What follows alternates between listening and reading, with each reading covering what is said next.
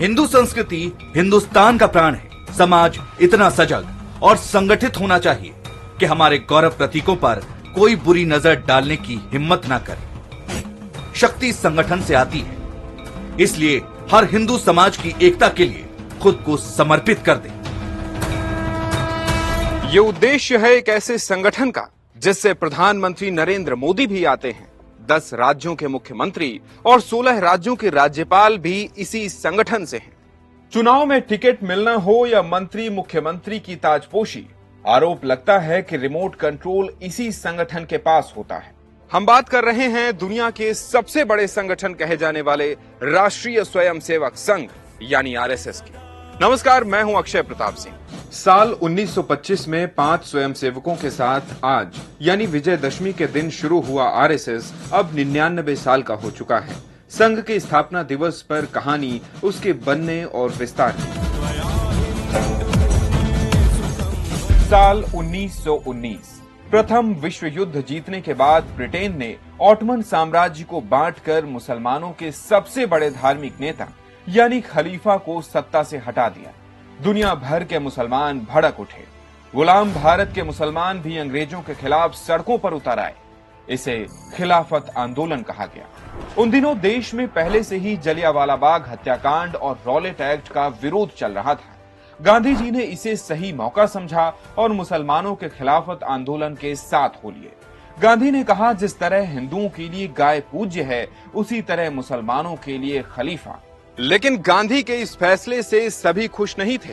उनमें से एक था 30 साल का युवा डॉक्टर केशव बलिराम हेडगेवार, जो 1 साल पहले ही कांग्रेस में शामिल हुआ था। हेडगेवार का मानना था कि मुसलमानों ने अपने धर्म को देश से पहले रखा है।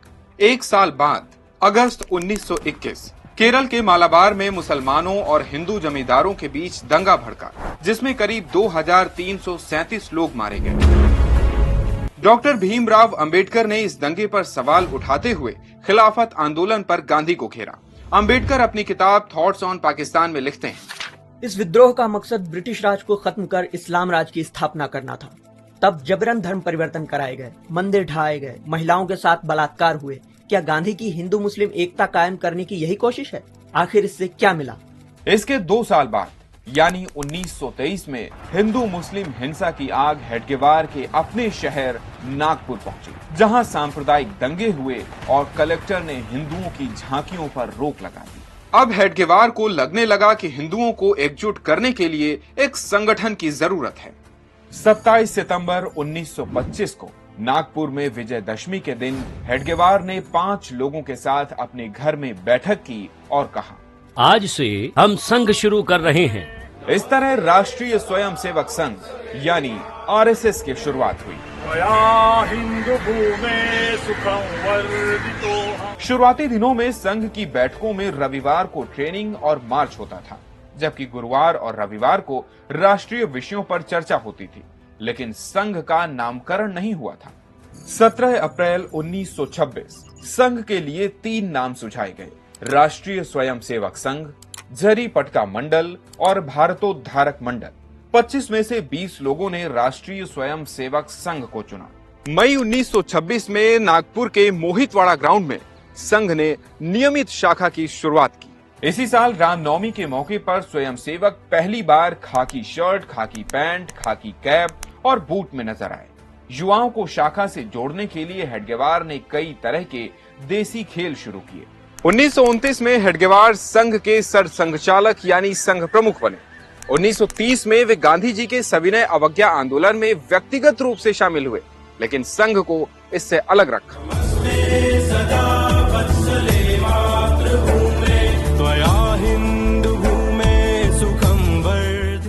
आरएसएस की ऑफिशियल वेबसाइट के मुताबिक डॉक्टर हेडगेवार स्वयंसेवकों से अक्सर एक बात कहा करते थे, अंग्रेजों के जाने के बाद भी अगर हिंदू एक मजबूत राष्ट्र के रूप में संगठित नहीं हुए तो इस बात की क्या गारंटी है कि हम अपनी आजादी की रक्षा कर पाएंगे। संघ की पहली शाखा 1925 में नागपुर के मोहितेवाड़ा ग्राउंड में लगी थी, जहां आज संघ का मुख्यालय है।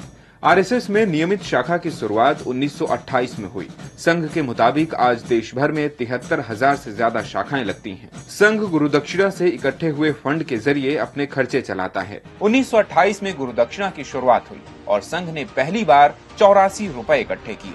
संघ के संविधान के आर्टिकल 22 के मुताबिक हर साल व्यास पूर्णिमा के दिन हर एक शाखा में दक्षिणा दिवस मनाया जाता है। उस दिन स्वयं सेवक भगवा ध्वज को गुरु मानकर इच्छानुसार दान करते हैं।